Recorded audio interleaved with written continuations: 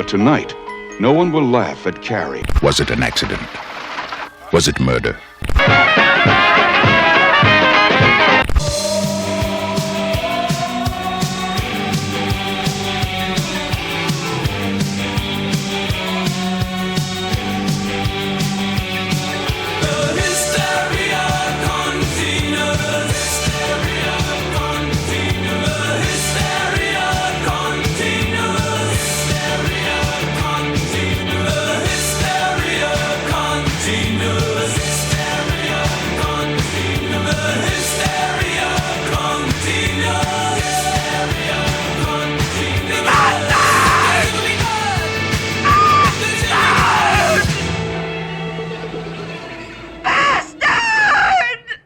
Hi, I'm Bill Randolph from Friday the 13th, Part 2.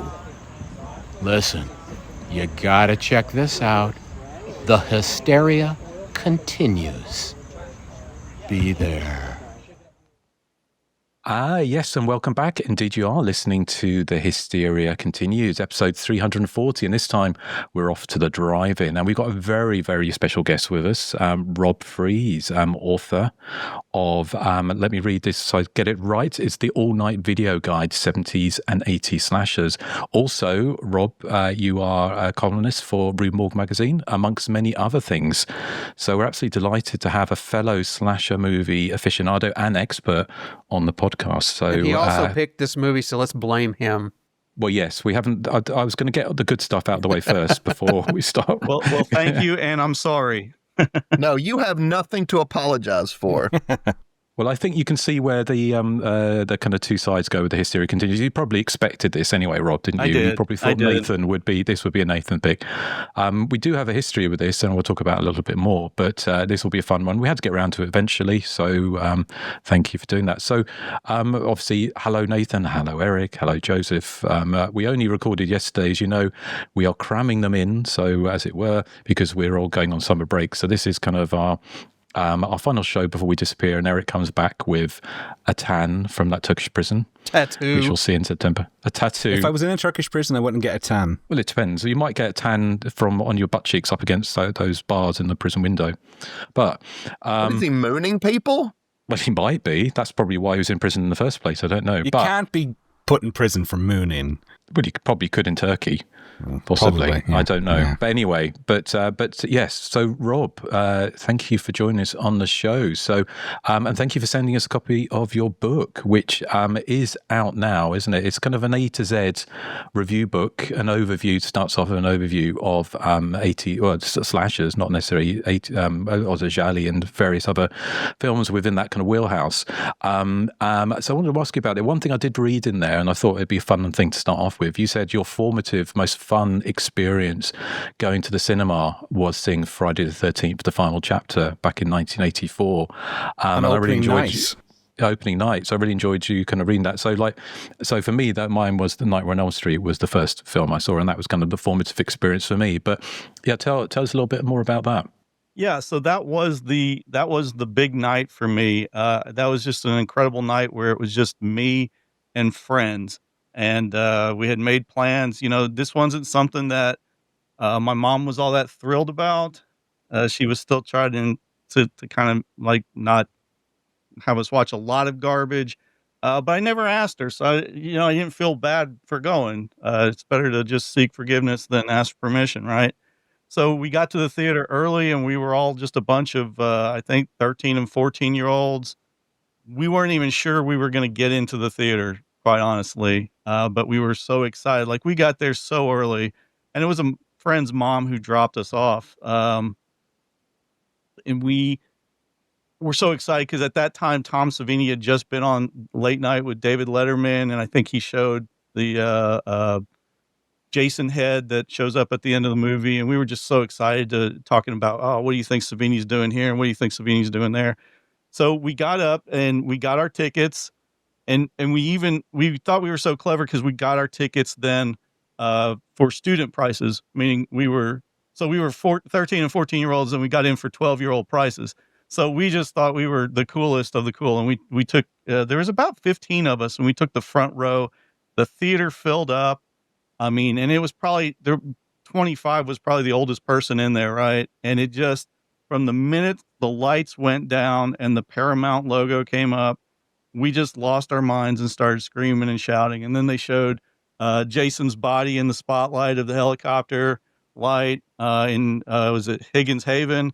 And we just lost our minds screaming. Like you just don't have an audience response to that. And we spent the next 90 minutes cheering on Jason. There's a whole line of older people behind us. And when I say older, they were probably in their 20s, and they were shouting at the screen, "Don't look in there, don't go in there, don't, Jason's going to get you." And it was just a crazy time. It was so much fun. It was like the first time we were away from the adults completely, and we could just be maniacs, right? And it was an amazing moment. I've been chasing that night ever since, and I've come close a time or two. The first time I saw Scream was sort of like that, with people screaming and carrying on, but nothing like Friday the 13th Part 4. And I realize now that was a special night that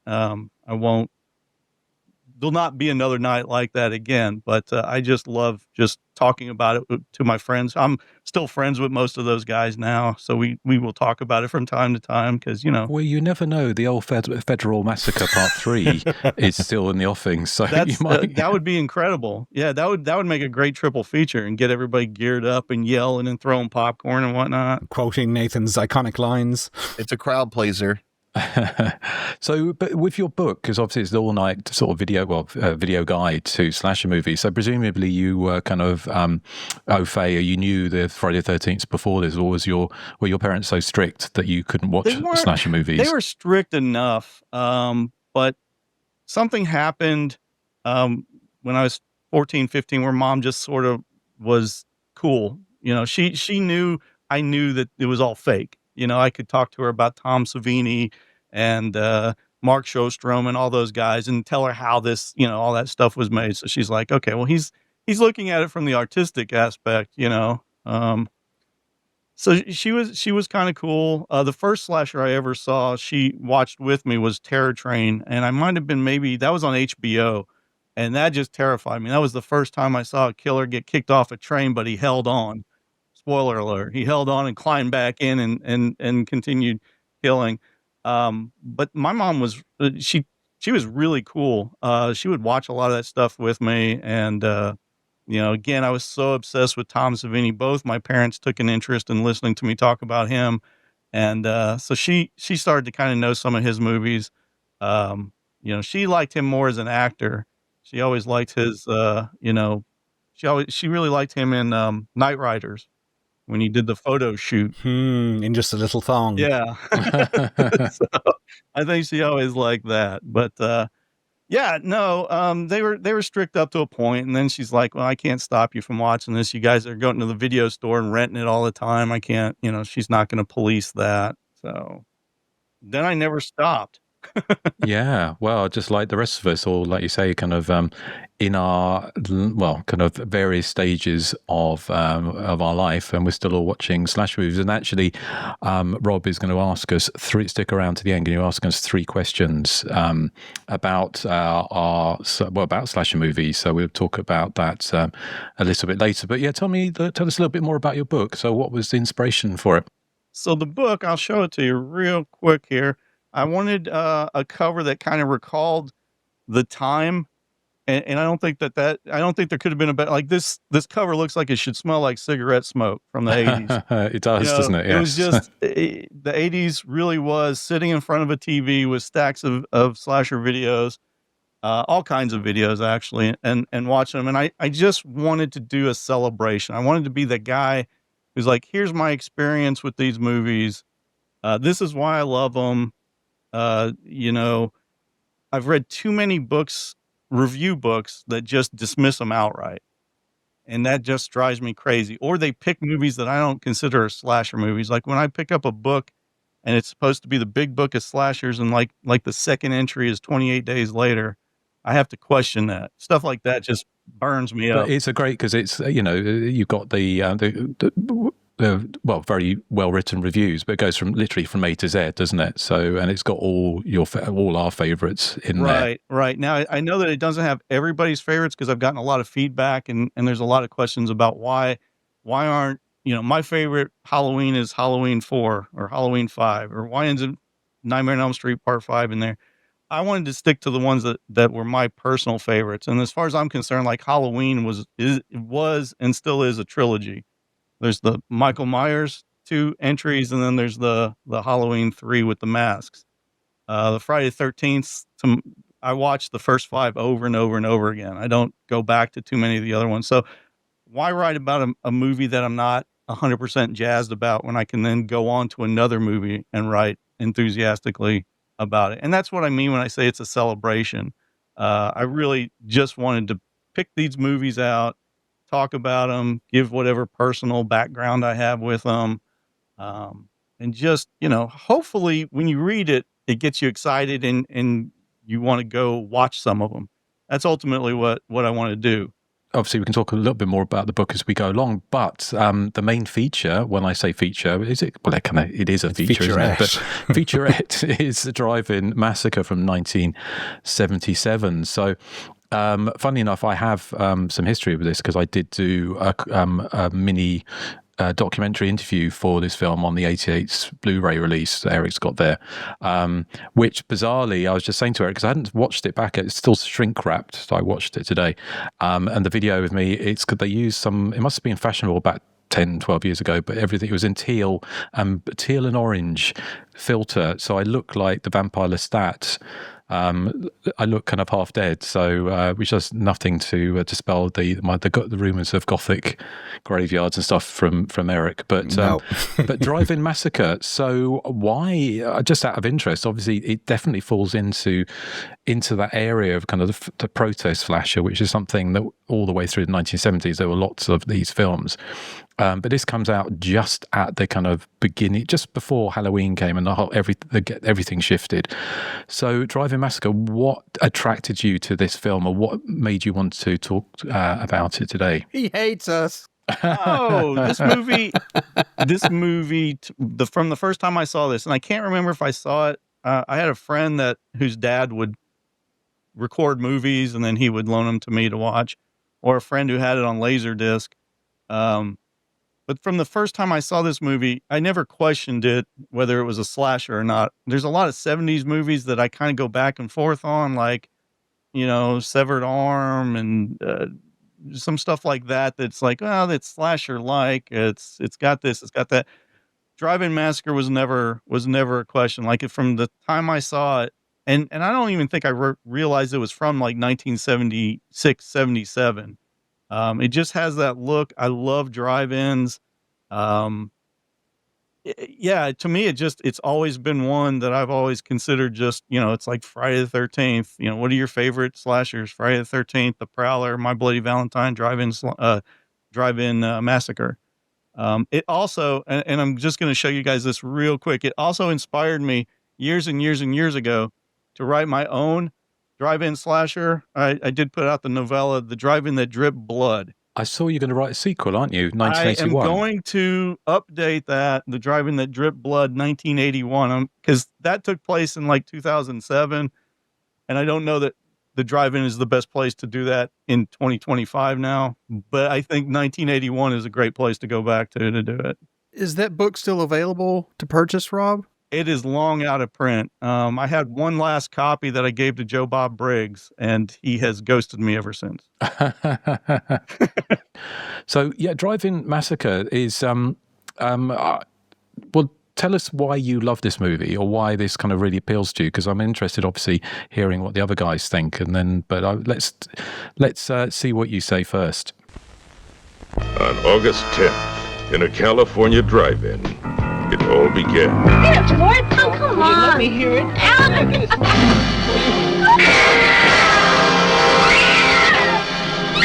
Drive-In Massacre. Time between each killing gets shorter. Come on, please. You stand still now. Who's in there? Oh, my God. Who's in there?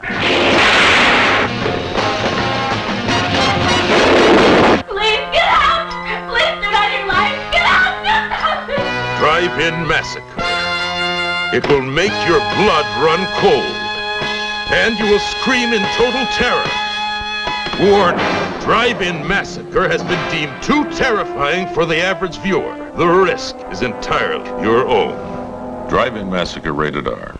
Again, like there was never a question of it being a slasher movie for me.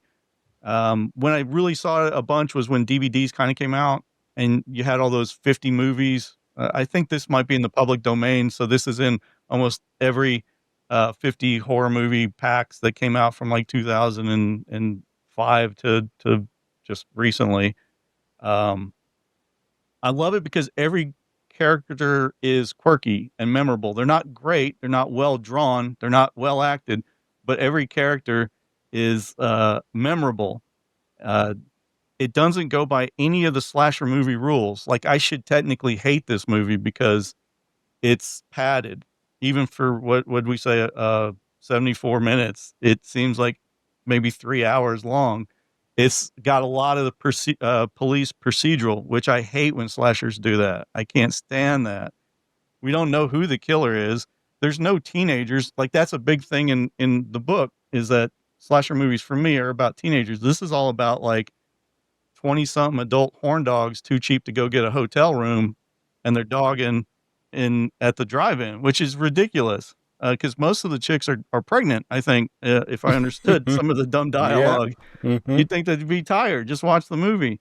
It's got a very nasty, sleazy quality to it that's very unique to the early slashers when pornographers were making slasher movies. So they were making slasher movies like they were making pornography. So it looks like, you know, the camera's nailed down and it's kind of just recording the action. This one has an amazing scene with George Buck Flower that just happens because they were running short of time, and him and his daughter, he just sort of menaces his daughter in a warehouse. And then they find out that there's no way he could be the killer after they take care of him. So there's so many things about it. Like it's like there's nothing about it should work, but for me it does. And that's all I'm saying is, for me, this movie works very well, just as a dumb, fun slasher. And again, I love the drive-in setting. Again, I love the drive-in setting. Thank you. Yeah, it just feels great to me. This would be just a fun movie to see at the drive-in, I think. So, I mean, just before I kind of come on to the other guys, one of the things I found an article from the LA Times and it was talking about the Massacre movies of the 70s. So it was talking about this, Texas Chainsaw Massacre, the Hills Have Eyes, Mansion Massacre? All the kind of basically saying it was the kind of a vogue for massacre movies at the time. And I had an interview with the director in there, one interviewed like more of a quote really. And he said that the movie was intended to be tongue in cheek, which obviously it is. And there is a kind of difference between a bad movie, a film that is meant to be taken seriously but becomes camp because it's not very well made, and sometimes it can be very funny. And like a film like, I would argue, something like Pieces or those kind of movies where there is kind of, or Troll 2, there is a serious intent there to make a good horror movie, and it becomes kind of camp because of a number of factors. But it sounds like this was intended as a kind of pastiche. So does that affect the way it plays for you? Maybe what attracts me to it is just this. I mean, I get a sense of fun. Like, I don't get that anyone took this serious. The guy who plays, like, everybody was under assumed names because they didn't want to get in trouble with the union. You got the guy who runs the drive-in barking at everybody who wants to buy a ticket. Like, don't you have a home? I love that guy. And he uses the assumed name, Newton Nauseous. But it was really Robert Pearson, I believe.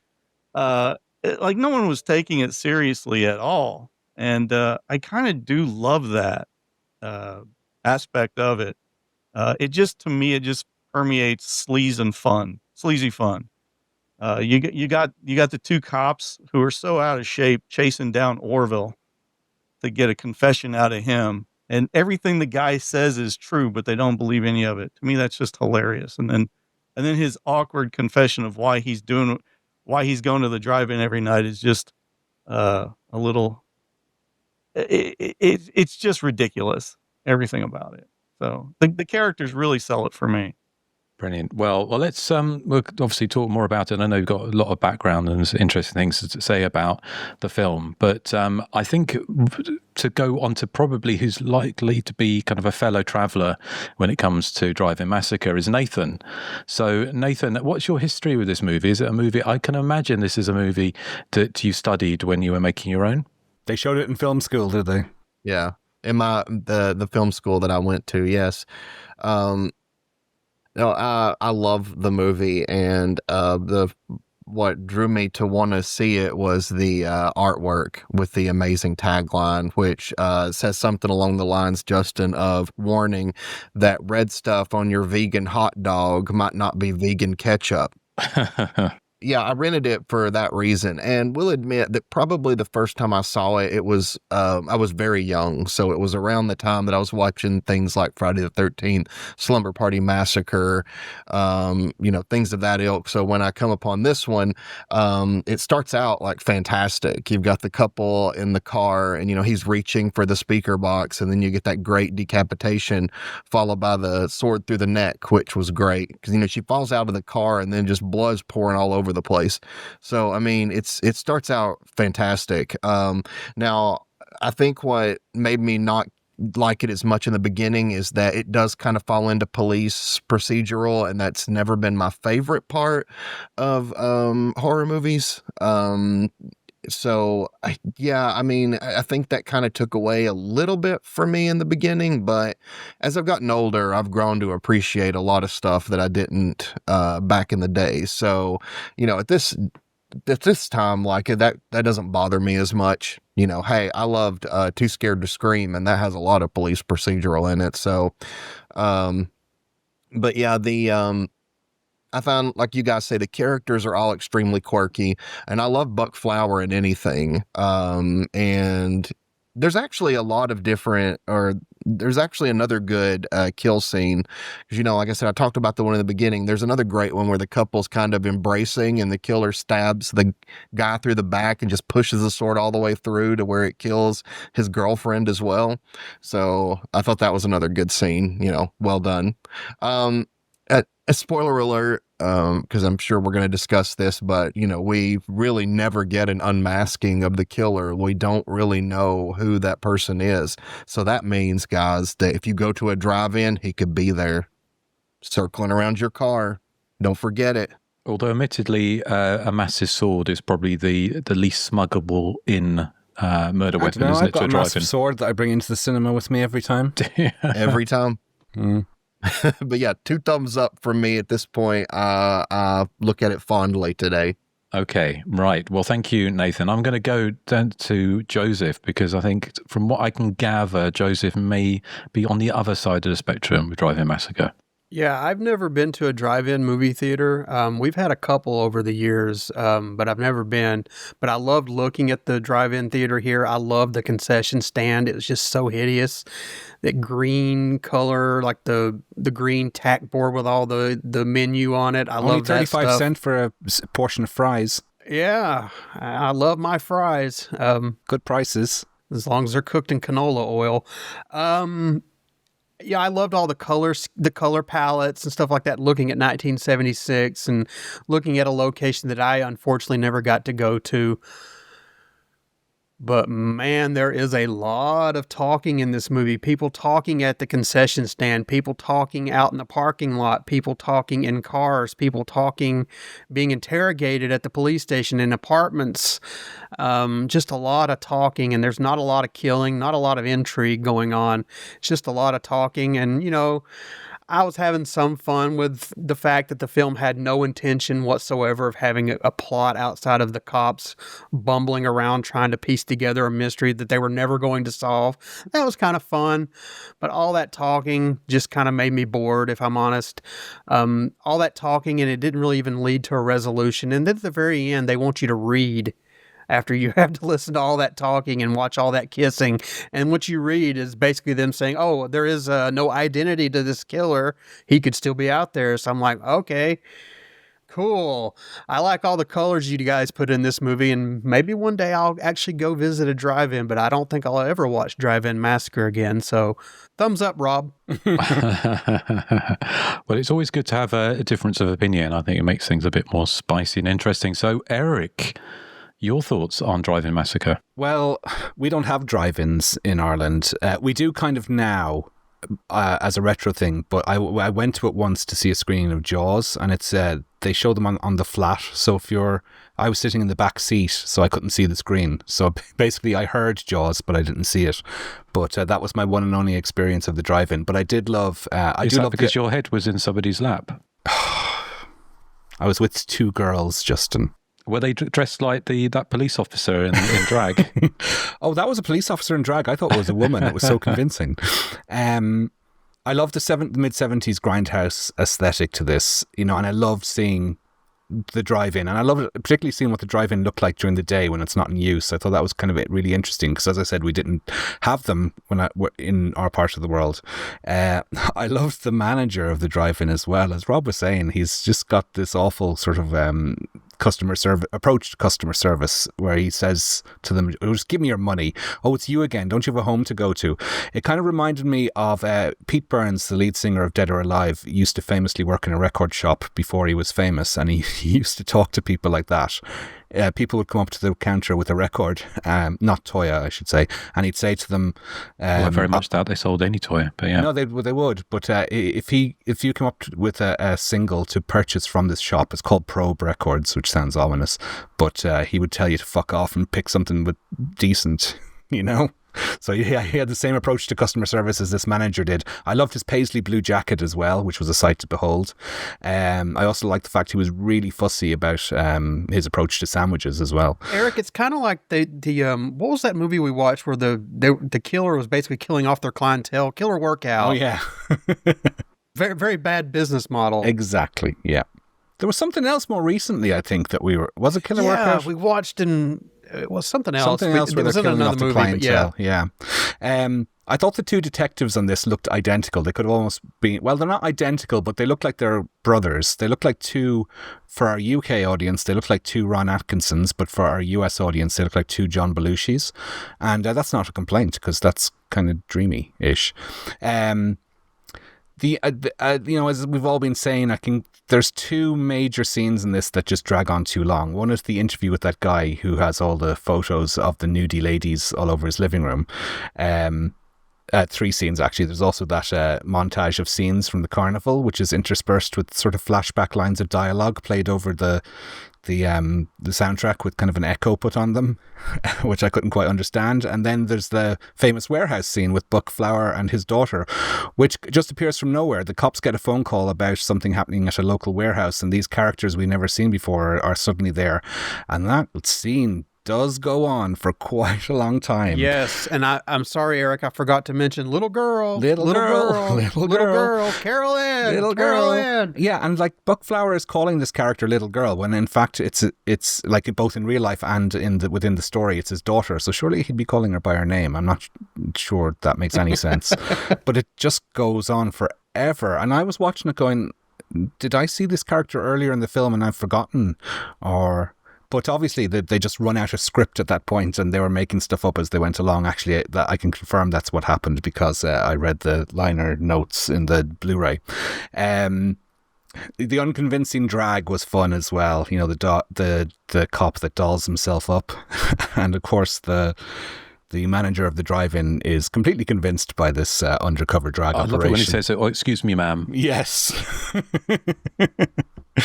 I thought the gore was kind of it was effective. I mean, for a film that's this cheap, and I put a question mark beside that. I thought the decapitations in that were quite well done. The double impalement was good also. I thought the ending with the murder of Jeremy, which is certainly one of the most strange character names I've ever encountered in a slasher movie, but where he's killed and you can see him in silhouette behind the screen of the drive-in being killed. Although if the film is being projected from the front, surely you wouldn't see a silhouette from the back. I don't know. Maybe it's rear projected. I don't understand the technology behind these things.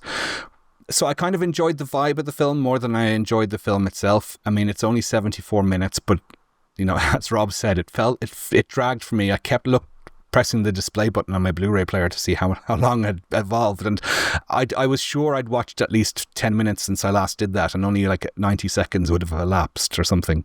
I think those two very long superfluous scenes kind of really sort of grind the film to a halt, and having the policemen as the central characters is not my favourite approach to a slasher film. But having said that, I did enjoy it. I mean, my history with this film is I only saw it for the first time when this Blu-ray came out from 88 Films in 2016, so I've only seen it quite recently.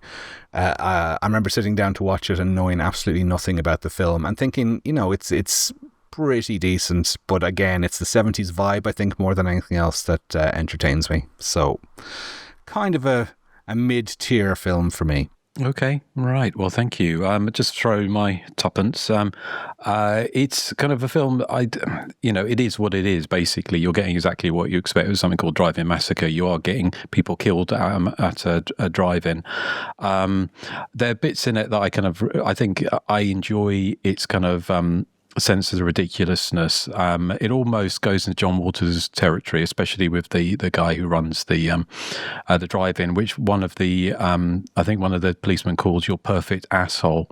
So he's sort of saying that he's kind of like, so obnoxious. So there's some great kind of characters in this.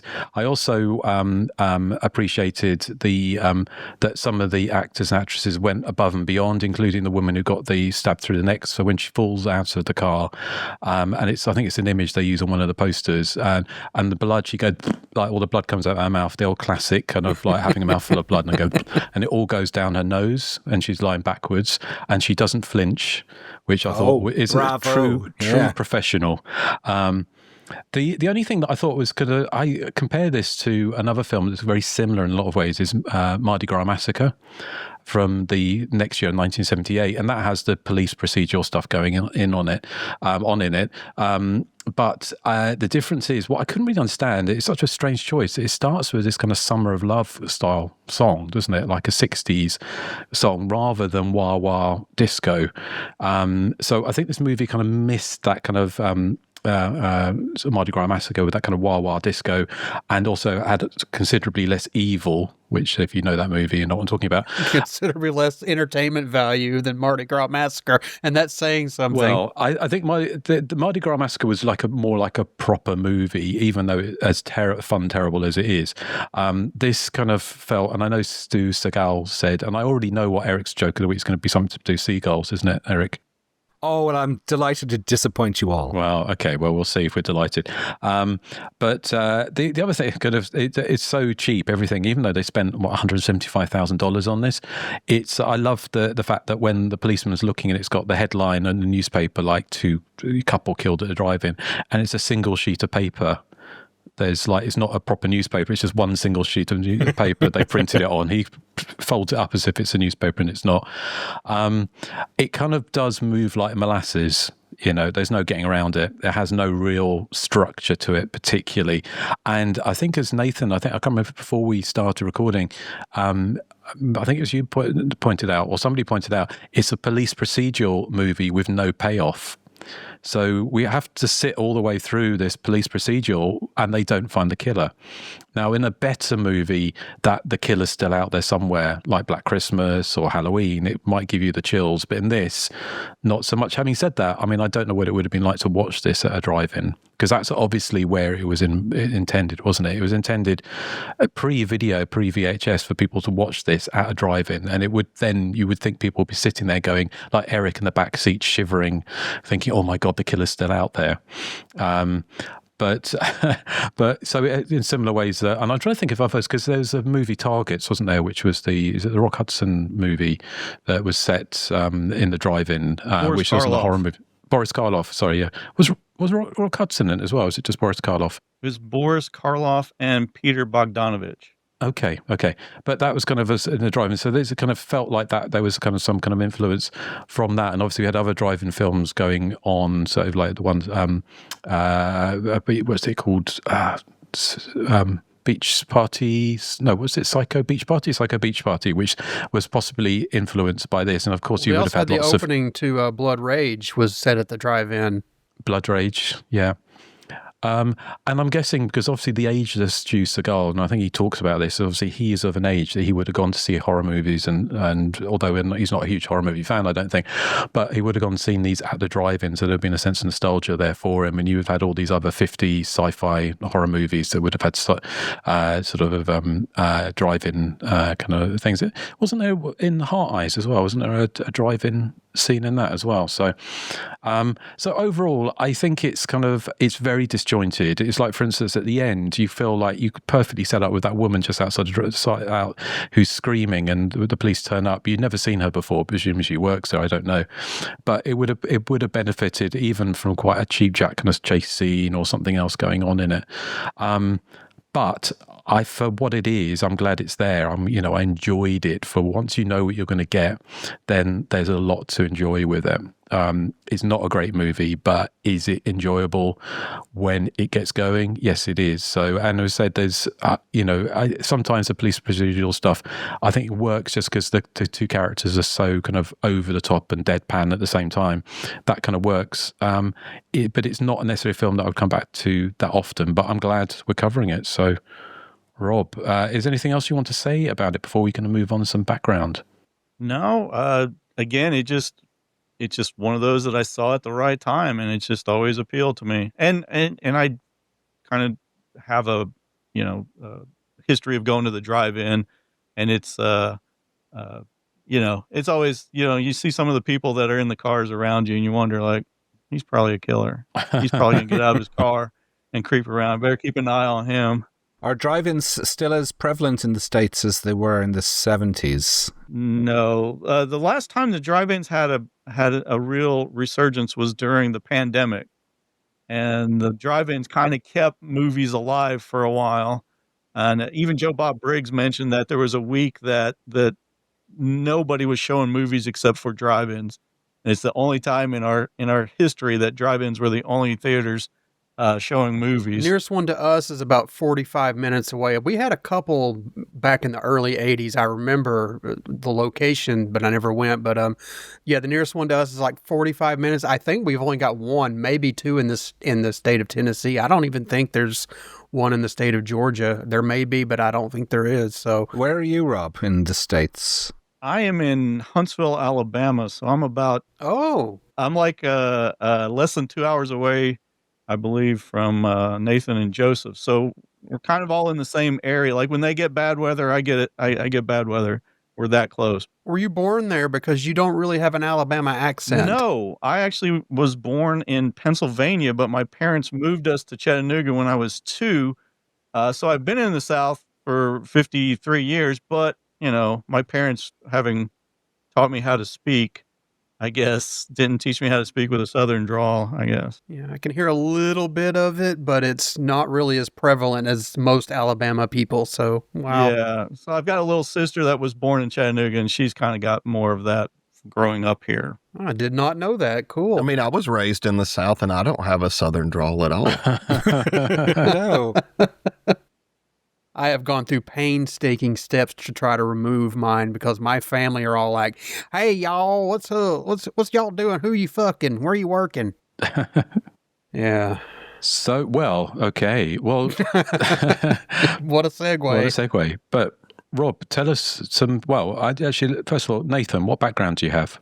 Buck Flower was also in a brilliant film from the 1970s. Do any of you guys know what movie I'm talking about? Trying to think of an Nathan pick from the 70s. My God. Joseph knows. Criminally Insane. Oh, of course. Yes, of course. Who could forget that? Who could try and forget that? An even shorter film than Drive-In Massacre. Yes. Nobody should ever try to forget it. I'm still trying. Yeah, we're all still trying. Yeah.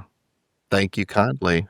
Yes, well, thank you. Unless, Rob, I know, has quite a lot prepared. So unless Erik and Joseph have a burning desire. No, I just wanted to mention that I discovered that Stu Seagal is married to an actress called Wendy Westberg, who played the forensics expert in Halloween 3, Season of the Witch. So she's the woman who gets killed with the power drill, or the medical drill, whatever it is. But that's all I had. I know you mentioned the budget Justin, of 175K. It says in the liner notes for the DVD or for the Blu-ray that it was 200,000, and I'm like, what? It's shot in 4 days and it cost 200,000. Surely they could have shot for longer than that with that kind of money. Well, the beginning, they had all those cars coming in. They probably had to pay people to show up for the movie, so that's where all the money went. It is. I did think it was a lot of money, considering. I mean, the article on Massacre movies in the LA Times from 1977 said it was 175,000. So that's where I got that info a bit from. Much, I think. Yeah, but Rob, can you shed any light on that? What kind of figures did you hear about? So I found a really great book that had an interview with him. It was called Twisted Visions, Interviews with Cult Horror Filmmakers by Matthew Edwards from McFarlane Press from 2017.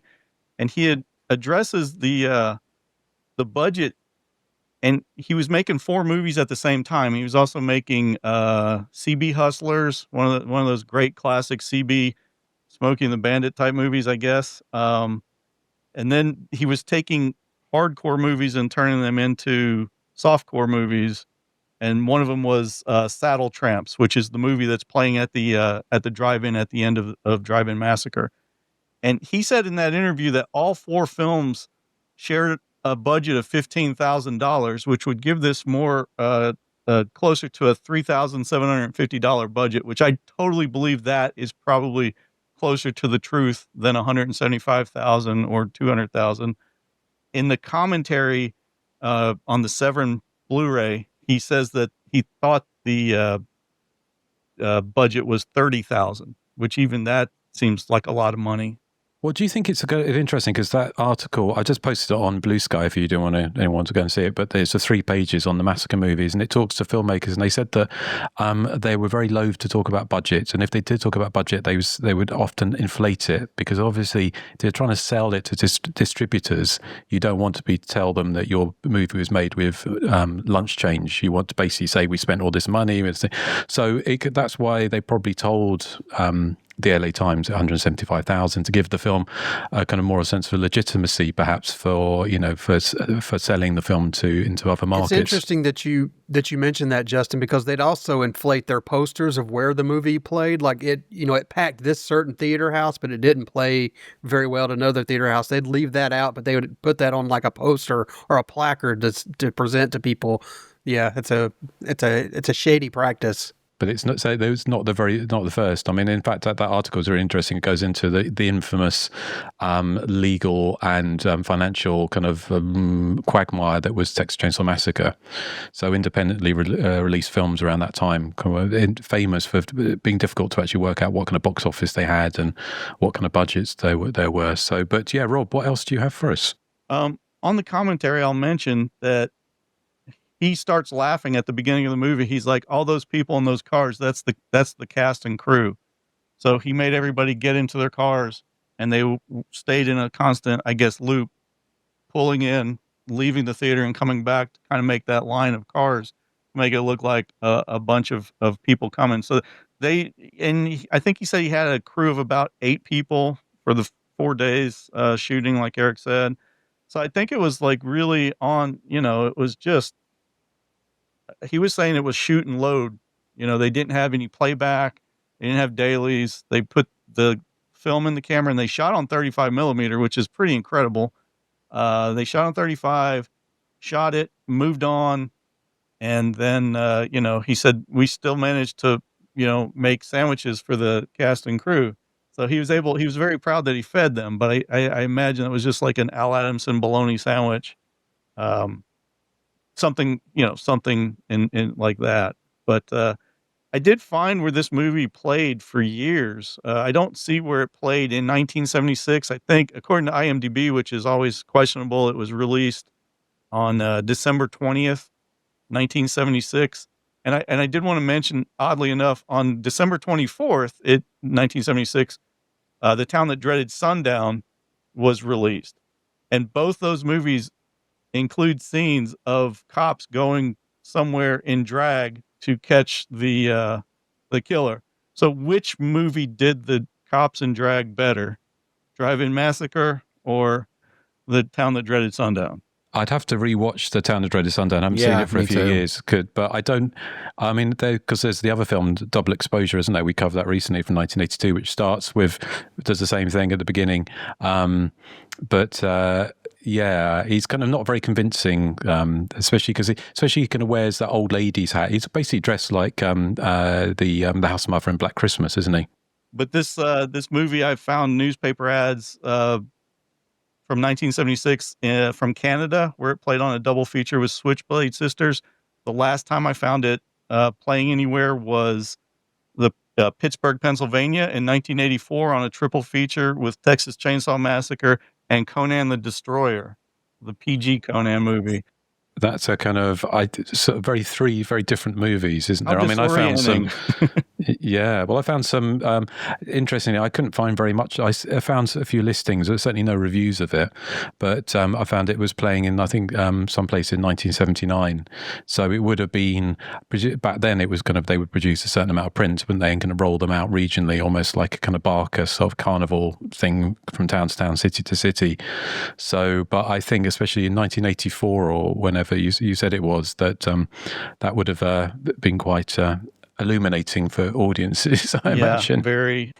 I did, the author of the book, Matthew Edwards, mentions, I believe he's from the UK, and he mentioned that the movie, the British Board of Film Classification left all the violent, gory deaths intact and uncensored. So like when this did come to the UK, it was what it was. And I wonder, was that, because it couldn't have been before 1980 something that it was released on video. Was that because you guys didn't have drive-ins, so they didn't think kids could copy the violence? Or I know that was released by Vipco, who were the notorious video label who released a lot of the video nasties originally, but I'm just having a look here on the BBFC website.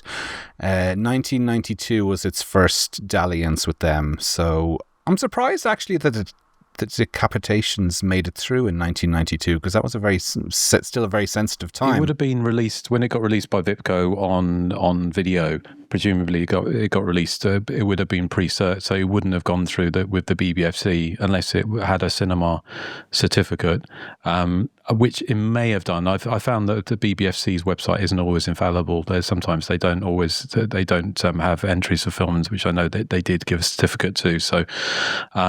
But by 1992, I think possibly because they might have seen it as comedic, and so they're less likely, to be a problem.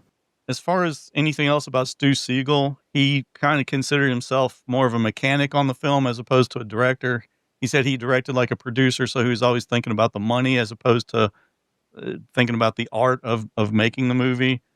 He said they had a really good time. He says a lot of people ask him about his homages to H.G. Lewis. He has no idea who H.G. Lewis is. He's not a film fan. He claims that he's not seen any of those films. The movie, well, as far as what he said, he did say, "I am proud of the worst movie I ever made." So he is proud of it. As far as how the movie did at drive-ins were very upset because a lot of kids were too scared to leave their car to go get snacks at the concession stand. So they weren't selling the concessions, which is where they were making their money. So it did actually cause a little bit of a problem for the drive-ins. As far as the cast, I think you guys all recognize John Goff. He was the main, he was one of the two cops. He's most famous, I think, I would say, as he slimmed down a lot when he was in They Live, but he's that iconic first alien that Roddy Piper sees, "Hey, what's your problem, buddy?" Flicking through magazines, is it? Yeah. Yeah. And of course, Buck Flower is famous for Crazy Fat Ethel or Criminally Insane, but some people might know him from other stuff. He did a lot of stuff for John Carpenter, and he played a lot of bums. He played a lot of bums in like, he was a bum in the Back to the Future. Like he was always playing bums and degenerates. So crazy drunk drivers. Exactly. So I think that his part in They Live is more memorable because he starts off as a bum, and then it's actually quite shocking when we see him after he's sold out to the aliens and he's in the tuxedo and he's all looking fancy and all that. I always thought that was really a great part for him. Well, him and John Goff were also in The Fog. Yeah. He was Janet Leigh's husband. Was he? Okay, I think Buckflower is one of the men on the boat, isn't he, who get killed? There's no fog bank out there. Yeah. Because Erik, you've played with a lot of bums, haven't you? I have, yes, Justin, but it's very rude of you to bring the subject up. Sorry, the joke was there for the taking, so yeah. It was. Bruce Kimball was the baby-faced cop. He did a ton of just really exploitation movies. This was probably his like biggest role. Like usually he's just like he's that guy in biker movies where he just like sits on the bike. He never has a role. He just kind of tries to look menacing with that baby face. Right after this, he did a big Universal's, I guess maybe Justin, you can correct me. Universal's, I guess their last disaster movie was Roller Coaster in 1977. And he has a really good role. No dialogue, but he's one of the guys checking the rail of that roller coaster that they're about to open. And that was kind of a big movie because that came out in Sense-Around and they made a big deal about it. So that's Timothy Bottoms, wasn't it, I think? Oh, Justin. What? No, I'm just saying it is. You're just bringing the tone down again. I'm just trying to sort of, because I do love my 70s disaster movies. You do love your bottoms. Jackie Grew, who was Arlene, she just shows up at the very end of the movie. She was in a movie, if you recognized her, she's in a movie that I know Nathan loves, Trick or Treats. She was the babysitter. I love it.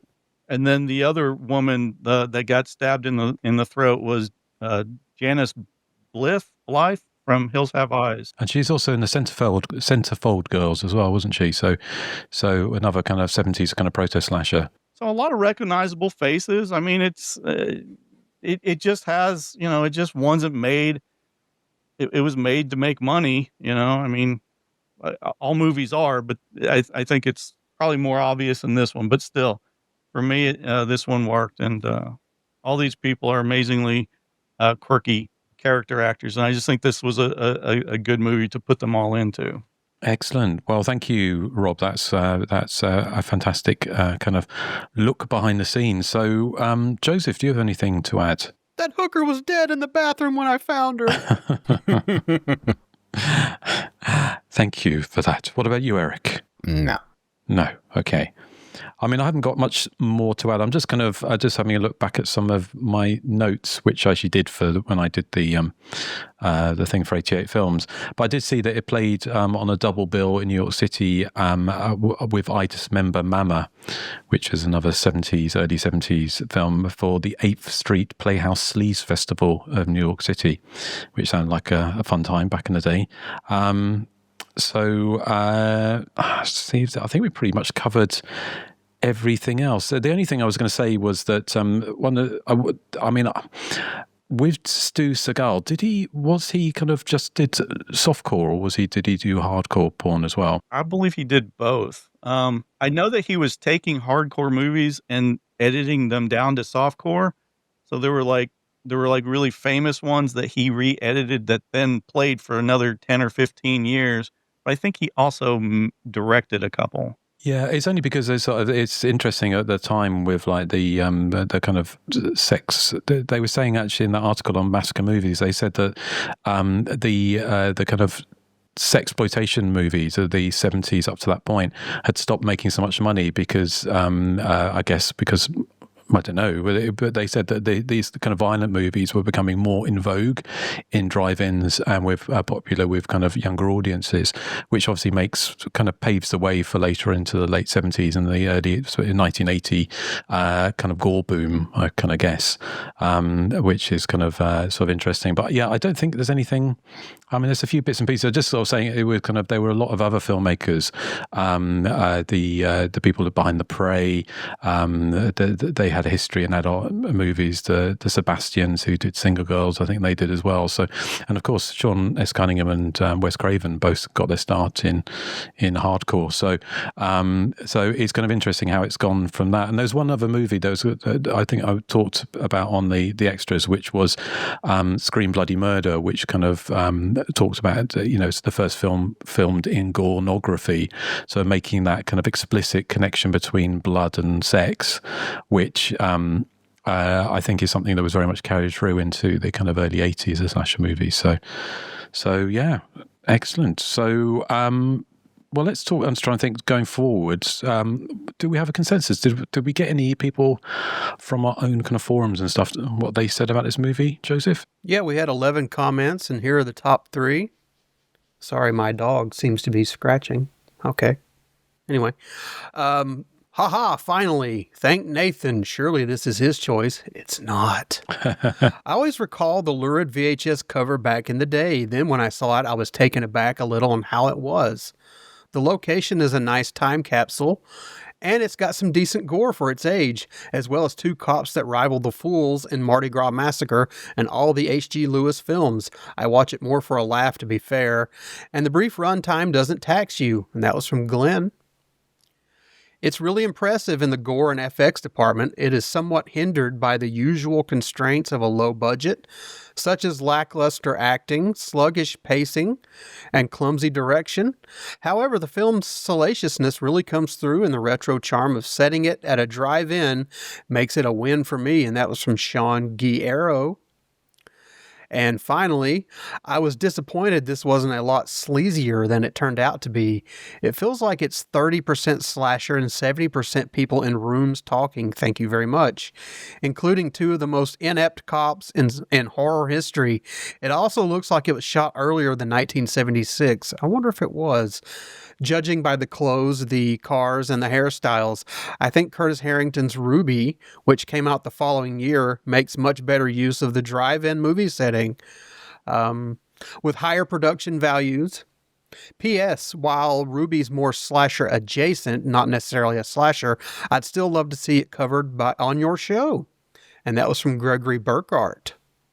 So thank you, Gregory, and all you guys who wrote in. Yeah, thank you. Ruby's one I remember seeing on TV back in the late 70s, early 80s. So, and I always remember that's the one where somebody's blood gets caught up inside some kind of drinks machine, doesn't it? And then they're sort of drinking the blood by accident. But I can see Erik is quickly trying to write a joke that doesn't involve seagulls. So let's see what he's come up with. It's my joke of the week. It's so freaking fantastic. Well, it's really sad news, Justin, because I feel like the local drive-in is about to close down soon because the image quality of the movies is so dim and out of focus. The projections aren't really that good.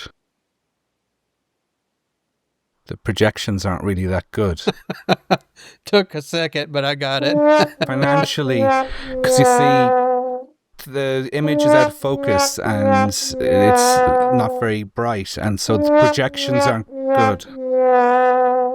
Nathan looks positively sad. Sorry, I must apologise, Rob. And it's something to hear it in when you're listening to the podcast, but actually to witness it firsthand. I know it's a lot. And don't believe the tears. Don't believe the tears, because he does this every time.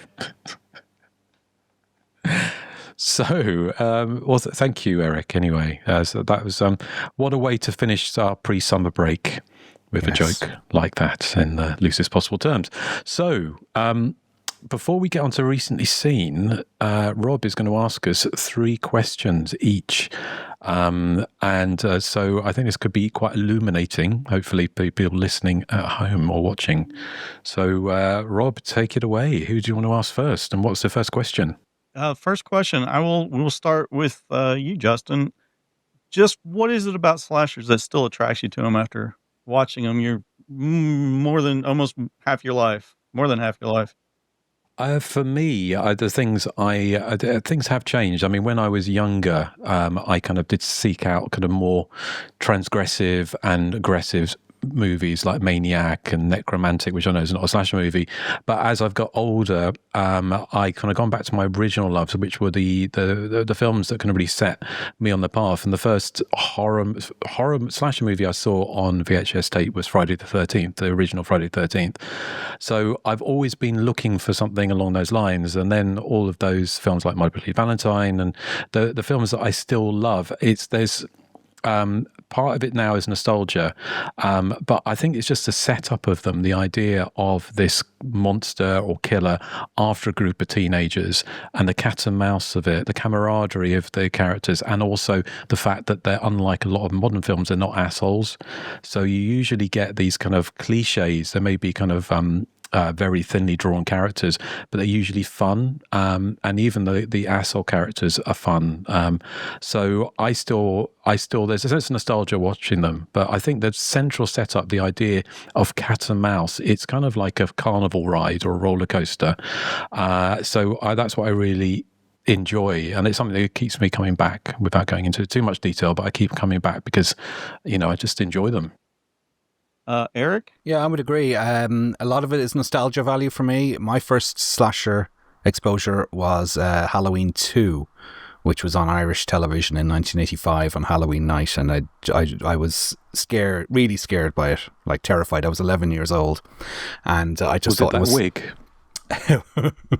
You see, I had no frame of reference back then, so I hadn't seen the first Halloween at that stage. Although, when I watched the opening few minutes of Halloween 2, I was like, I'm sure I've seen this before.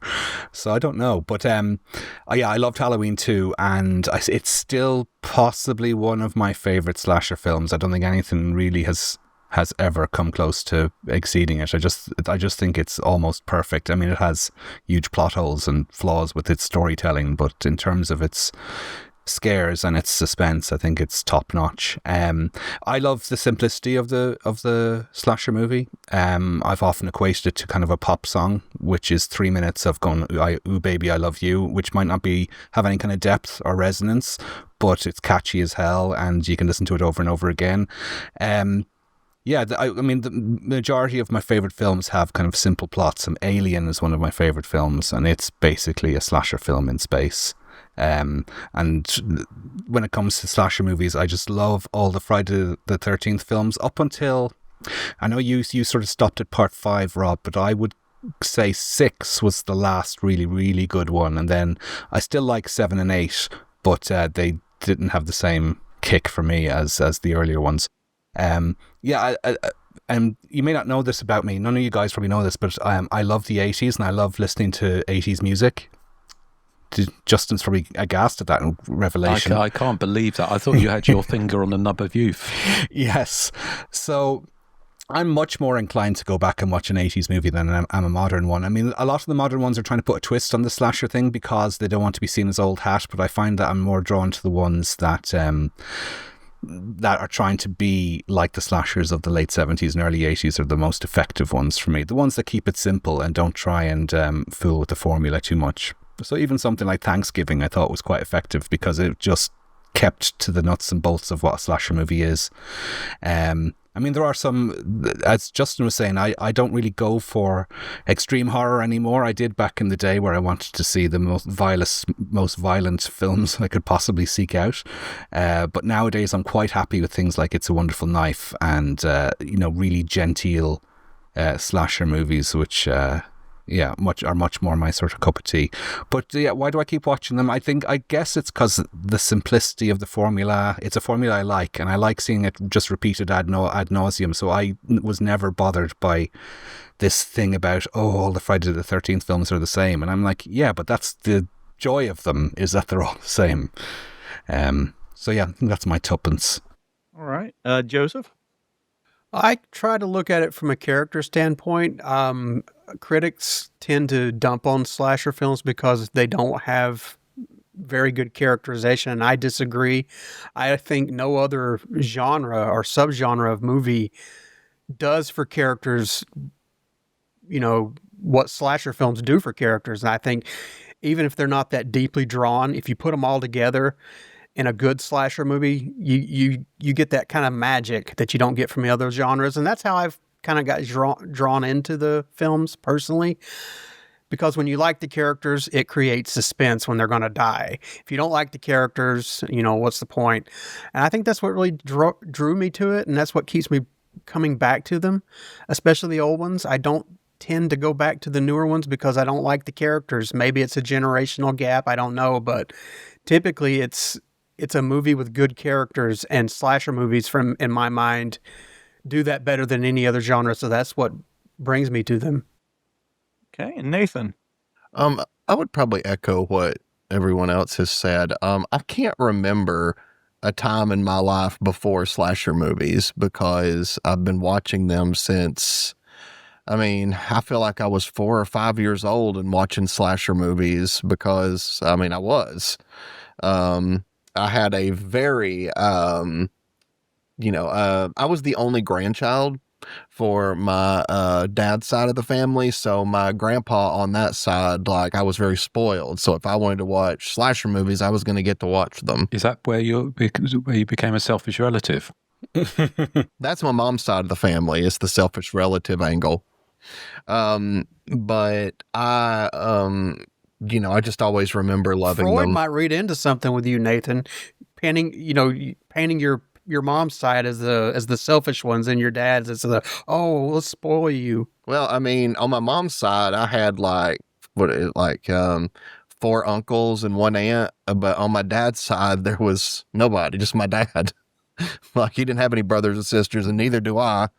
So, yeah, the family line dies out with me. But anyway, so I always remember loving them. So I think that nostalgia plays a huge part in it for me still, because, they've just been part of my life for so long. This is also coming from somebody who didn't have any friends growing up. Well, thank you, but I'm okay. I didn't have any, friends. Well, you and Erik can bond on that, can't you? Yeah, sure. Well, that's really rude, Justin, but it's incredibly true also. Oh. So the movies were my friends. So it's like hanging out with an old friend. Yeah, I didn't have any friends either, Nathan. I made friends with movies Exactly. mostly. Like that was my friendships is Friday the 13th and Slumber Party Massacre. Well, it's all very sad because I had loads of friends. I didn't realize they had a podcast with so many losers. Yeah, they only count as friends if they're alive. Yeah, Justin. All your friends were hanging out in graveyards wearing black veils. Yeah. The corpses in the graveyard don't count as friends, Justin. I'm only joking. And I'm only ghosts. joking. And ghosts, yeah. Ghosts can be friends too. Wow. Yep. So if you're going to recommend, what would you recommend to somebody, the ultimate slasher triple feature? If you're going to watch 3 movies, boom, boom, boom, what 3 movies would you put on a triple feature together? Does it have to be 80s? Well, if it has to be 80s, as far as kind of just trying to think, if you're trying to kind of educate someone, because I think what's interesting or difficult is that I know with somebody in the 20s would they Gen Z or so I know that from listening to people who've got children of that age, and they don't find things like Are You Being Served and things like those kind of comedies funny. They don't really understand that kind of cruel humor, which I know, Erik, you may be surprised, I do sometimes quite like a little bit of cruel humor, but that's part of what I was growing up. But so it's interesting to think whether or not people at that age, how they would get on with these movies. So as far as kind of, I would say if we were going to go beyond the 80s, I would say Halloween would be obviously the one where you say this is where it all started. But if we had to go into it, I would say Friday the 13th, the original. And especially, I've spoken about this before on the podcast, but when I saw that movie at a revival screening about 20 years ago with the audience, they treated it as if it was a bit of campery and they were laughing at it. But when the violence started, it was actually quite impactful to the audience. They weren't expecting it to be quite so violent, quite so gory. So I think Friday the 13th would be a good one. If you couldn't have Halloween, then the original Halloween, then I agree with Erik. Halloween 2 is a kind of formative. Halloween 2 was also actually was the very first film I saw on VHS. Friday the 13th came after that. So I would say Halloween 2 as well, Friday the 13th, Halloween 2. And then for the third one, as far as kind of, I would say there's so many, but I would probably say, although it's not my favorite franchise, Nightmare on Elm Street, I think for that, so you basically the beginning of the slasher movie boom, and Nightmare on Elm Street was the blip at the end in 1984, which then was incredibly influential and went forward, and people would know who Freddy Krueger was. So I would say from a point of overseeing that, if you're trying to educate someone on slash movies, I would say that those 3 movies, but it's not set in stone, it's pretty fluid, I'd love to recreate something like I've got a poster for the double bill of The Funhouse and My Bloody Valentine. Things like that would be fun to recreate, certainly. But for this purpose of this, I would say those 3 movies. Okay. Erik? Yeah, I would have chosen 2 of Justin's 3 there. Halloween 2 and Friday the 13th, but to give you some different answers, I would possibly go for My Bloody Valentine in its uncut form, because like Justin, I screened Friday the 13th to friends at a kind of a horror movie themed party, and Friday the 13th went down like a storm. Prom Night, which was the follow-up film, went down like a lead balloon.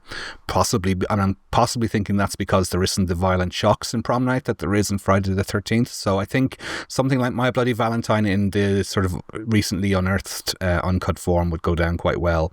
I'm also going to pick Pieces, because I think it's a great example of the high camp that European slasher movies provided in the 80s, and also has all the gory highlights that I think would go down well with an audience that might find it a bit trying, its sort of weaker elements. And for the third one, what would I go for? It's maybe the Prowler. I think, although it does have its impactful moments, it might be a bit too slow for an audience fresh to the slasher movie. So I would go, do you know what? I'll go for Nightmare on Elm Street 3 Dream Warriors, which is effects-tastic and I think would keep the attention of a Gen Zer. Okay. Joseph? This is very difficult, but if I'm going towards trying to get someone to like slasher films, I'm going to go from a character standpoint again. And first, I would say, if you want to see a large group of characters in a great film get totally terrified, then go with Friday the 13th Part 2, which I think has a lot of the chase scenes and the character camaraderie, and it's got that finale with Jason basically just chasing Jenny around, and it's almost perfect. And I think it's the shortest one in the franchise. I think it's just around 80 minutes. Yeah. And then I'd say if you want to see Jenny again, watch April Fool's Day, because not only does that movie have the large cast and camaraderie, but it also puts a twist on what you would expect from a slasher movie, whereas the characters, they don't die, which is a unique twist. You may not like it, but it's very unique. And then I'd say to kind of balance it all out, if you want a movie that's pretty much perfect on all fronts, has all the characters that you could like, they're all affable, they're all kind of down to earth, it has all the scares that you could want, all the gore that you could want, has the mystery and the revelation, I'd have to go with My Bloody Valentine. Okay. All right. And Nathan? Okay, just honorable mention. Here we go. Okay. Honorable mention to my favorite movie of all time, the Texas Chainsaw Massacre, but it is 74, so that wouldn't be included in the 80s list. Okay, so if you're going to sit down and watch some slasher movies with me, then this is what we're going to need to watch. First, we need to watch Friday the 13th Part 5. Because it's a Friday the 13th movie and there's a lot of kills in it. So you're going to see a lot of slasher deaths. Fun slasher hijinks, as I would call it. Then we're going to follow that up with Don't Go in the Woods, because that also has a lot of fun slasher kills. And I saw that look, Justin. We're on video now. I can see you. I don't think I was the only person giving that look. I think we all gave that look. Fortunately, Joseph has shades on, so he's hiding his... Yeah. Okay, but we would go with Don't Go in the Woods because it is fantastic. It is never boring. And it's a fun, like what I would consider popcorn film. And then lastly, after that, we're going to follow it up with Nail Gun Massacre, which is also a lot of fun and has a bunch of fun one-liners in it. So that's what we would be doing. Picking 3 movies is just too difficult. I mean, from your standpoint, I could say, yeah, this is the movies you should pick to get someone into the genre. But now that Nathan's mentioning Friday the 13th Part 5, Nail Gun Massacre, I'm like, maybe I want these people to just dive into the deep end of trash and just, pick those 3. I just want them to sit there and riff these movies with me. That's what I want. Difficult. Yeah, well, thank you for saving the least for last, Nathan. How dare you? So we'd have, only joking, but you had one last question, I think, Rob. Yeah, this is one of those, I think as slasher fans, we all do that fantasy, like, oh man, if I had had the chance to come up with a story for this one or that one, I would have done this. I don't think it's going to be a surprise in a couple years that the 50th anniversary Halloween there'll be some kind of 50th anniversary Halloween movie that comes out. If you had the opportunity to come up with that storyline, it could be a reboot, a sequel to any of them, because that's that's totally fair to do now. What would you come up with to celebrate the 50th anniversary of the movie that's basically started it all? I mean, if we're being fair. For me, I think the interesting thing about Halloween, and something that I don't think has really been explored, is the kind of supernatural angle of the Michael Myers character. So I know sometimes people, the Michael Myers character is kind of flesh and blood, but also he is the boogeyman. And so I think in the sequel, the idea, and I think it has going to be floated like the ghost of Michael Myers, because obviously at the spoiler alert at the end of Halloween Kills, whichever Halloween ends, he's put through like a grinding machine, isn't he? So in essence, he's no longer. So they basically, having said that, we're all seasoned enough watchers of slasher movies to know it doesn't matter what you do to the boogeyman, you can't kill them. But I think actually having something that, and I think it'd be difficult to do, but I think something that plays off the kind of resurrection of Michael Myers through some kind of supernatural angle, and coming back as a ghost, but having a slasher movie with a ghost. I don't know how it would work, but I think that might be interesting in taking it back to the spirit of Halloween, of like sort of goblins and witches and all those kind of things, and the Sam Hain thing, although that wasn't in the book, but in if any people have read the original novelization of Halloween by Richard Curtis, I think, that came out and was presumably agreed by John Carpenter and Deborah, what was her name? Deborah Hill, of course, Deborah Hill. That has the prologue set in ancient Ireland in Samhain. This idea that Michael Myers somehow was possessed by something. So I think there's potential there that you could still work that in as a traditional Halloween movie. I don't think you need to bring back Jamie Lee Curtis again.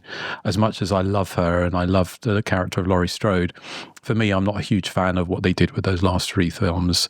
I felt that, and I can understand it was all about trauma and all those kind of things, but I want to remember Laurie Strode as Laurie Strode of Halloween and Halloween 2.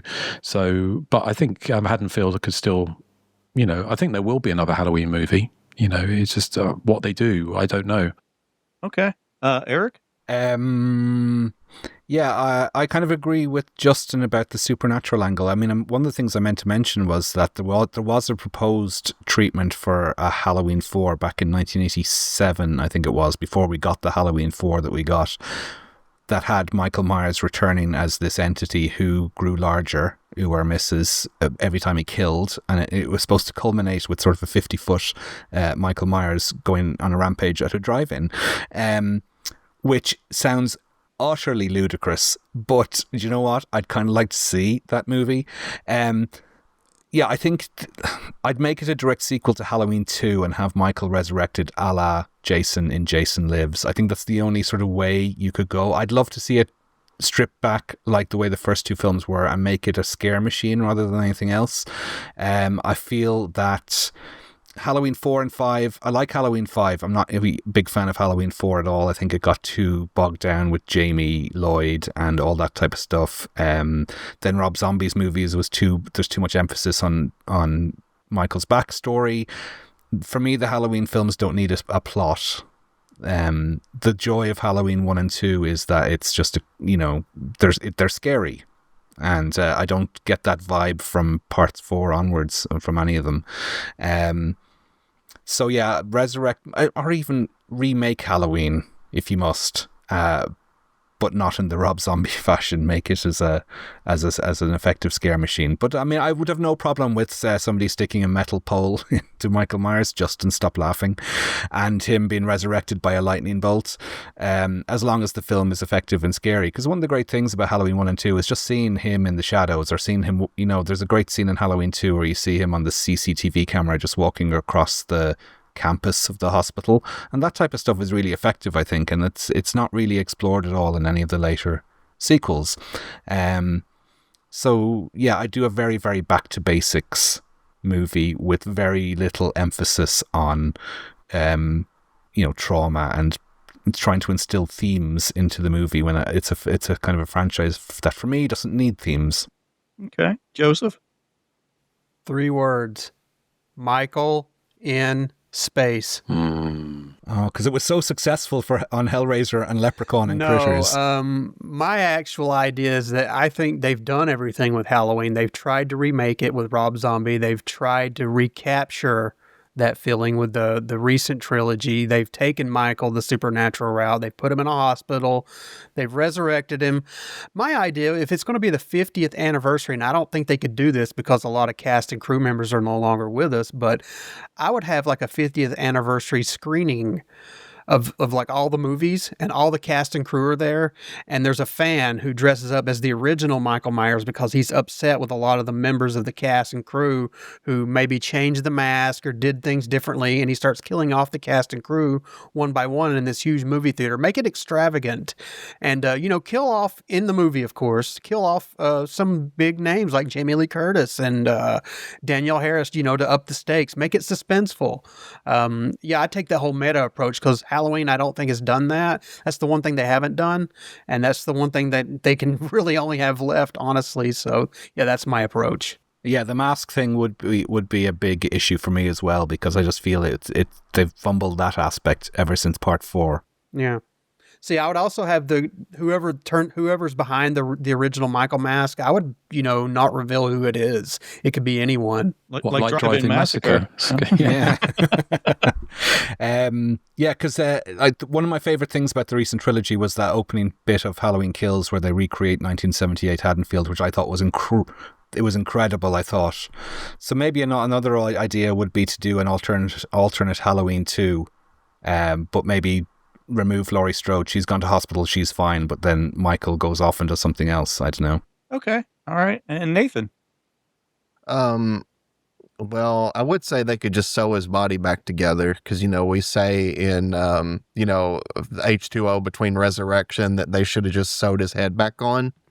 It would have been less insulting, were your exact words. Yes, I felt very insulted that, he switched costumes and all this stuff. Anyway,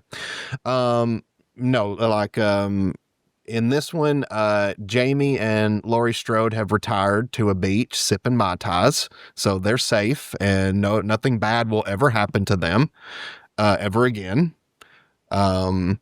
But I guess my idea would follow a much more cheesier route than the scary route because that's what I love. So I would just have Michael get resurrected and Haddonfield is throwing a humongous carnival complete with giant haunted house that they've kind of built to look like the Myers house. And Michael stumbles upon this huge carnival and just goes crazy at the carnival, and everybody's wearing costumes.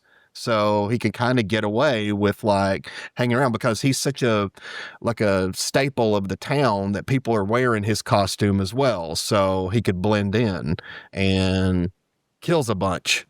Oh, I got it, Nathan. The killer, Michael Myers, in this version has to have the blue stripes under his eyes. Yeah. And would that be in 3D, Nathan? Well, that's the other thing. It needs to be in 3D because originally Deborah Hill wanted Halloween 2 to be, they wanted Halloween 2, the original 1981, to be in 3D, didn't they? And they're going to throw a knife at a cop and it's going to come out of the screen. It's funny you saying that because that sparks another idea of kind of you saying about sort of instead of gluing him back together or putting him back together, if they take the DNA and you have like a Halloween Jurassic Park kind of crossover Halloween Park where they use the DNA to resurrect Michael Myers and then they have lots of him. So you go to this park and so that the video game Dead by Dawn or Dead by Midnight or wherever it's Dead by something. Dead by Daylight. Dead by Daylight. So you could have this where you have lots of Michael Myers and you go and these teenagers go because they think they're going to have they've kind of cross over to something like Westworld where they say, don't worry, he's safe, he'll just chase you, but he's not actually. He goes rogue. And then you go have the scene when they go on the buggy and then there's loads of Michael Myers running across the kind of through the grass like that scene in Jurassic Park when they see the dinosaurs for the first time. So there's there's so many different ideas, isn't there? I really truly believe that they're going to try to figure out one more movie for the 50th anniversary. Well, at least one more. I mean, it's kind of it makes sense. Whoever's got the rights is going to want to make more movies. And one of my big bugbears has always been this idea that slasher movies, they're always going, whenever a new slasher movie comes out, I know we did last summer, which isn't a great movie by any stretch, but a lot of the reviews were going, oh, we've seen this all before, blah, blah, blah, do something new. And I'm thinking, but they're falling over themselves over the latest Marvel movie or going, oh, another James Bond movie. And they're all the same. They're kind of repeating. It's just the fact is there's this snobbery around horror movies, especially slasher movies. I think if you do anything too crazy to be different, then the fan base just hates it. I mean, it kind of has to be different, but it has to be the same. It's like people generally don't go to McDonald's to get a Big Mac hoping it tastes different than the last Big Mac they had. They go because the Big Mac is always going to taste the same. With that said, I've thought about this Halloween idea, and I know, like, I can already see the reviews. If you thought Rob Zombie's Halloween was bad, check out Rob Freese's Halloween. It would be a straight up remake, right? And we have the kid outside, he's peeping. The two teenagers are inside, they go upstairs, maybe not for that 30-second or whatever that kid did. I don't know what that kid's doing up there. I don't know why he's pulling his pants up when he's leaving. But this child grabs a knife, gets upstairs, hides in a room adjacent to the room where the two kids are screwing around. There's a baby in there. We see the knife around the baby. The baby starts crying. Teenagers come out. This kid just kills them, runs outside. The parents pull up, shot for shot. They pull the mask. It's a ghost mask. And you hear the mom say, Lori? And Lori's the killer, and Michael's the baby in the crib that she didn't stab, but she cut. And then we cut 15 years later, and the baby is now, actually, he'd have to be a little bit older, or maybe we just do 20 years. I don't know. He's in high school. He's going to a big Halloween party. He's a normal adjusted kid because obviously he doesn't remember when his crazy sister attacked him. She maybe gets out of the asylum, but she doesn't dress she dresses more like a ghost. Like a ghost. I like the idea of the whole movie where she's kind of like going after him to finish what she was doing. And then when the movie's over, you know how Halloween ends and it shows all the different places that Michael has been. Then the very last scene is back at the asylum and Laurie Strode or Laurie Myers is still sitting there like she never left. And that would then connect her as the boogeyman with that supernatural idea and kind of keep that supernatural like I think Carpenter and Hill intended. But again, people are going to hate that. It would never happen. Or they could pull it back and it's little Michael Jackson. That would be terrifying. Every time he kills somebody, he's like, hee hee. It writes itself, doesn't it? Yeah. And Loomis could be played by Bubbles the Chimp. Well, let's just kind of rattle through a few recently seen. If you've got anything, Rob, you wanted to tell us about? Yeah, actually, I've watched a bunch of stuff. I won't cover all of it, but the one thing that I've recently seen that you guys might be most interested in was Lamberto Bava's High Tension. That was the four TV movies that he made. That he made them in 1989, but they didn't come out until I think the 90s. And 3 of the 4 movies are really great. Prince of Terror was a good one. Man Who Wouldn't Die was good. Eyewitness, I really enjoyed that one. And then School of Fear was okay. Are you guys familiar? Have you guys seen that? Any of those? No, but I have the box set on the way. That was with the delivery I was waiting for yesterday, which hasn't arrived yet. But yeah, it's on the way. So I'm looking forward to seeing them because I haven't seen any of those ones before. I did get their previous box set of, I think it's Bava films as well. That they did his late 80s ones like Graveyard Disturbance and that. Because You'll Die at Midnight was that they were all they're TV movies, weren't they? A lot of those. So are any of those kind of giallo-esque or are they more supernatural? Because I know Bava was kind of more keen on supernatural stuff, wasn't he, Lamberto? Eyewitness is more of a giallo than any of the other ones, and that's probably the one I enjoyed the most out of the set. Okay, cool. I'll look out for that. So excellent. Anything else, Rob? I saw the Shoestring Slasher collection that TerraVision put out, and I was not prepared for the movies that were included in that set. that one had Basement Jack, Beware, and Phantom Brother. Yeah, Phantom Brother I've heard about for years. Does it live up or down to its reputation? Once I got into the movie, once I stopped expecting it to be just like a regular slasher, I enjoyed it for what it was. I remember Phantom Brother being okay. Was it shot on video? I think it was. I think so. Yeah, it's okay if I remember correctly. I mean, it's got slashers, it's got ghosts, it's got everything. Yeah, it's got a very unusual structure. I remember that. Yeah, that it does, yeah. The last one that I'll mention is one, it's an anthology. It's streaming called Video Shop Tales of Terror. Has anyone seen this one? No, it rings a bell. I might have seen it. It's a bunch of independent UK independent filmmakers who came together to collaborate. It's sort of like 2011's Chillerama, if you're familiar with that. And it's basically it takes place in the Dungeon Video store, and you're introduced to the clientele, and in between they're playing all these video nasties. So it's an anthology, and they run about 15 minutes, and it's just like any other anthology. It's hit or miss, not all of them hit. They do a Nazi exploitation takeoff, and you really should be kind of familiar with the era and the movies to get all the references. But the one that stuck out was a fantastic, like it's 2 hours long, but if you kind of fast forward to the hour point, there's one episode called Mary Whitehouse, You're a C-Word. And it's basically these two goofy Evil Dead fans watching Evil Dead. They put it in, and there's actually a guy on the screen who is reading incantations, and they think it would be fun to bring Mary Whitehouse back so they can call her a C-word. And then they do that, and she comes back as this very conservative Deadite that's ashamed of what her country's become with all the filth and horror movies. And then it just turns into this brilliant 15-minute remake of Evil Dead. I can't recommend this one episode from this movie enough. Okay, well, that sounds like a good recommendation. And there's funny parts in there, but there's a little too much trauma-type gross-out humor, too many fart jokes for my taste. Well, it sounds to be right up Erik Street then, doesn't it? What? I would say that your level of comedy is Arnold puts his pee-pee and poo-poo right in the toilet. Yes. So, well, thank you, Rob. Erik, in lieu of any more Sesame Street. Very good, Justin. I saw this. It's the In a Violent Nature Collector's Edition. So this has got, we all know the film, and I think you were all surprised to know that I really loved the movie when I saw it last year.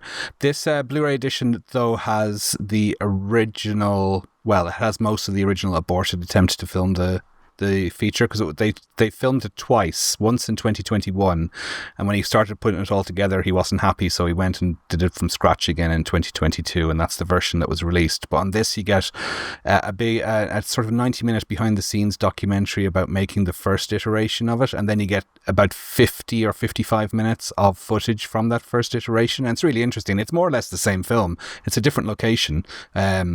They shot it in a different part of Canada, but it's just really interesting to see, because I'm always fascinated by films that have like very, very alternate versions, like, Exorcist the Beginning and, things like that. So there's some commentaries on it as well. Looking forward to listening to that, but I'm a big fan of In a Violent Nature, apart from the finale with Lauren Marie Taylor from Friday the 13th Part 2. Great to see her back in a movie, but I just find that last 10 minutes a bit ponderous and needless. But other than that, I think it's a great movie. Excellent. Well, thank you, Erik. Did you catch up with Pumpkinhead 2 Blood Wings on Amazon Prime yet? No, because it's not streaming in my part of the world, Justin. Okay. Yeah. So, Nathan, how it's about not you? streaming in your part of the world either. Well, I think we proved that it was, didn't we? Because, Rob, what happened was I watched Pumpkinhead Blood Wings, Pumpkinhead 2 Blood Wings on Amazon Prime, because I paid for a subscription, and Erik tried to suggest that I had pirated it, and then so I videoed a little video to show me actually accessing on Amazon Prime. And then said a two-fingered salute with it. Well, yeah, well, you would, wouldn't you? So, but anyway, we'll draw a veil over that now that Eric's been schooled. Well, no, it's very easy for somebody of your background, art school background, to do a little bit of CGI trickery to make it look like it's legally available. I had Industrial Light and Magic come round for some digestive biscuits and a cup of tea, and then we put that together very quickly. So, but Nathan, how about you? Have you managed to catch up with anything since we recorded yesterday? I watched Death of a Unicorn. Oh, yes. Which okay. is the movie where the father and daughter are heading to this estate of this extremely pretentious family who are played very over the top. Like, Téa Leoni plays the wife and mother, and she's fantastic in it because she is just so, like, she basically will take certain words and make them sound even more pretentious. Sort of like if somebody's name's Elizabeth and her character would be more like Elizabeth, like things like that. That's kind of how I describe her character, but she's a lot of fun in it. And all the cast are really good in it. And I think it's got a lot of mixed reviews. It's a horror comedy that leans much more into comedy than into horror. But I find the whole idea of a unicorn killing people to be a lot of fun. Excellent. I've not said, Rob, have you seen that? I have not. I'm familiar with it, but I haven't caught up with it yet. Because wasn't it kind of infamous for being a big bombed at this on screens, isn't it? I think so. But no, I might catch up with that when it comes to Amazon Prime, Erik. Joseph, how about you? I watched a movie called Sting. Okay, I've seen that, the giant spider movie. I've seen that as well, I think. Yeah. Okay, I really enjoyed it. It's very Spielbergian. It's very light, but it's also very bloody. It's about this little girl who basically raises this spider who crashes to Earth in this like meteor. It's like a size of a golf ball or something. And she raises it, and this spider is like very intelligent wherever it came from, and it grows to a very large size. And what I liked about this movie is they didn't try to make like a mutant spider. It looks like a Black Widow, and Black Widows by themselves are terrifying. So they did a really good job of making a giant ass Black Widow, attacking people. In this kind of light and frothy movie, which I really enjoyed. It's streaming on Hulu if you want to check it out. I recommend it. I remember enjoying it. You saw it, Erik, didn't you? I did, yeah, and I can't remember a huge amount about it apart from the setup. But I do remember I did enjoy it, yeah. Okay. Rob, have you seen it? I again, another one that I'm familiar with, but I haven't caught up with yet. Okay. And Nathan, how about you? No, I haven't seen it.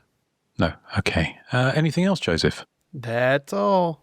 Okay. Well, there's a couple of quick ones I was just going to go through. I caught up with, after your recommendation, Joseph, is House of the Long Shadows, which is a 1983 kind of, obviously Pete Walker, as we know, did Frightmare, The Comeback, and Confessional Murders, amongst other kind of more sexploitation, classic 70s sexploitation stuff before that, and Die Screaming Marianne. Whereas this is a much more genteel kind of horror comedy, I kind of guess. Apparently it's based on an old play. But the selling point, it's got Peter Cushing, Vincent Price, who else? Christopher Lee, John Carradine, and John Carradine in it. So, and it's kind of fun. It's fun for what it is, but it's more of a parlor trick than a movie, really. What did you think of Desi Arnaz, though? I mean, I thought he was so miscast. Well, Desi Arnaz hasn't got the baggage for us in the UK that he probably does in the United States. So for me, he just felt like a Jack Jones did in The Comeback. He just got an American in there to sell it to American audiences. But it was okay. The last one I was going to mention was a new film, which I thought was really, really good. We watched it last night. It's called Dangerous Animals. It's a Australian movie, and the kind of selling point is it's about a serial killer who videotapes feeding people to sharks. So he does shark tours, and he kind of takes people, and then he creates this kind of library of videotapes where he's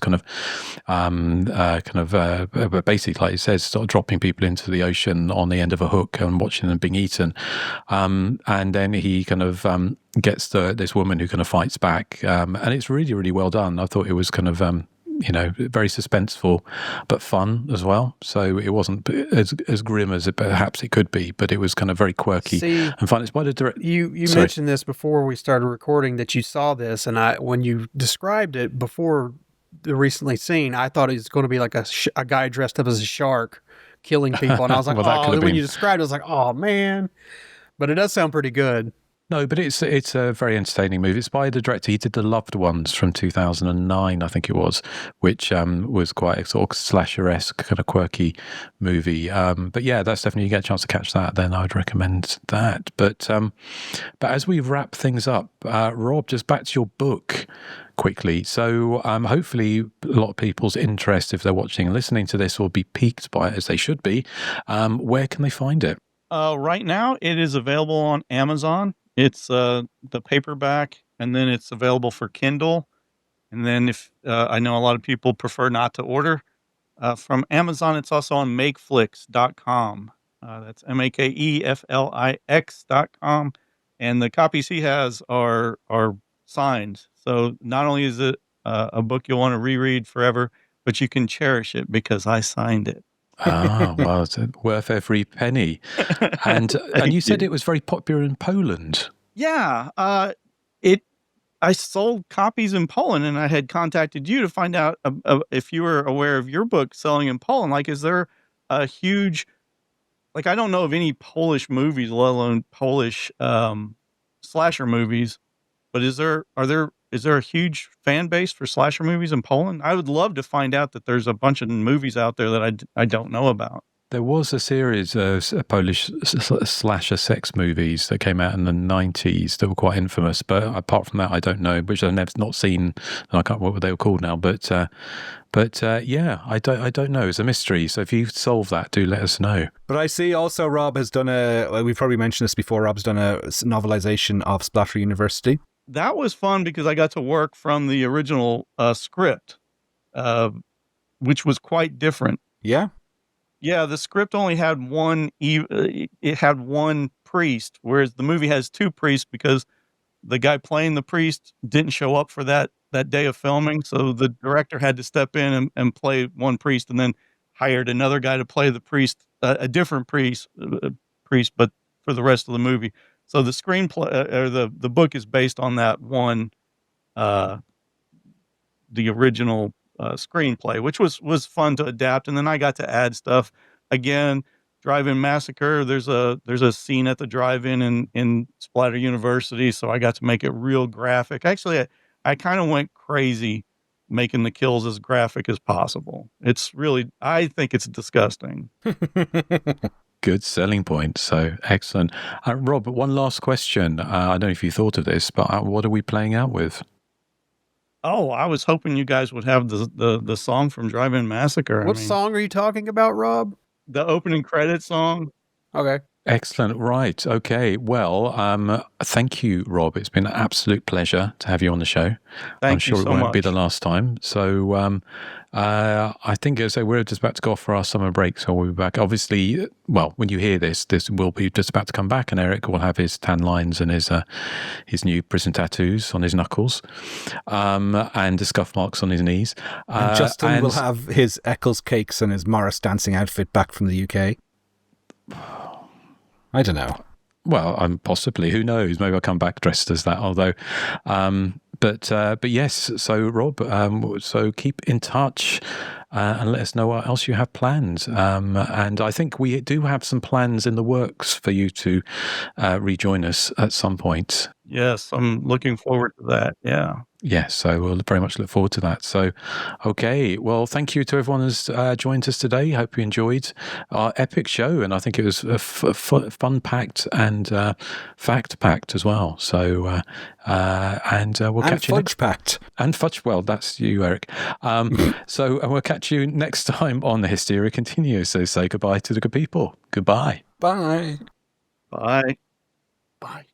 Bye.